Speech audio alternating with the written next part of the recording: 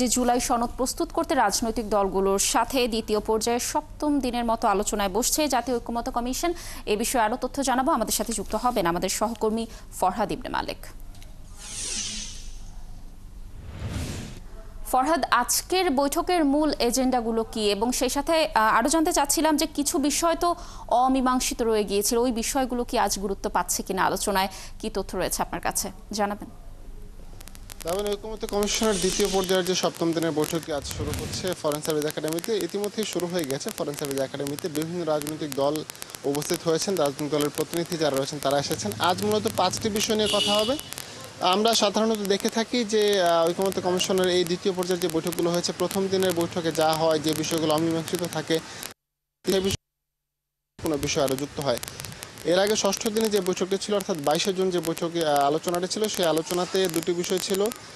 মূলত সেই দুটি বিষয়ের মধ্যে প্রধানমন্ত্রীর মেয়াদ, প্রধানমন্ত্রী আসলে সর্বোচ্চ কতদিন থাকতে পারবেন, 2 মেয়াদ অথবা 10 বছর, একজন এক রকম পরামর্শ দিয়েছিলেন, এবং রাষ্ট্রপতির এছাড়া রাষ্ট্রের মূলনীতি, এই দুটো বিষয় নিয়ে কথা হয়েছে। তবে দলীয় ফোরামে আলোচনার জন্য রাজনৈতিক দল এবং নিজেদের মধ্যে আলোচনার জন্য সময় দিয়েছিল, যার কারণে 2 দিন পর আজ আলোচনাটি হচ্ছে। আলোচনায় আজ 5টি বিষয় গুরুত্ব পাচ্ছে, 5টি বিষয় উঠে আসছে।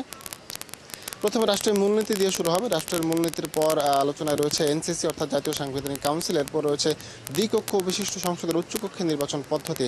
এছাড়া রয়েছে নারী আসনের তারা কিভাবে প্রতিনিধিত্ব করবে, 100 আসন থাকবে বা কিভাবে হবে, সেখানে 100 আসনের মধ্যে শুধু নারীরাই প্রতিনিধিত্ব করবে নাকি সংরক্ষিতভাবে দেওয়া হবে, এই বিষয়গুলো নিয়ে কথাবার্তা হবে। এছাড়া প্রধানমন্ত্রীর যে মেয়াদের কথাটা ছিল, এই বিষয়টা কিন্তু আজ উঠে আসেনি। রাজনৈতিক দলগুলো তাদের মধ্যে বা তাদের দলীয় ফোরামে আলোচনা করলেও আজ এই বিষয়টি ঐক্যমত্য কমিশন তোলেনি। আশা করা যাচ্ছে পরবর্তী দিনে এই বিষয়গুলো নিয়ে আলোচনা হবে। বেশ কিছু বিষয় এখনও পর্যন্ত অমীমাংসিত রয়েছে। এছাড়া রাষ্ট্রপতির নির্বাচন পদ্ধতি রয়েছে, আজ নির্বাচন পদ্ধতি নিয়েও কথা হবে। এছাড়া রয়েছে গত দিন অর্থাৎ ষষ্ঠ দিন যে 3 নম্বর যে একটা বিষয় ছিল, সেই বিষয়টার মধ্যে আলোচনাসূচি ছিল যে এখানে যে আসনগুলো রয়েছে সেই আসনের সীমানা নিয়ে আলোচনা হবে।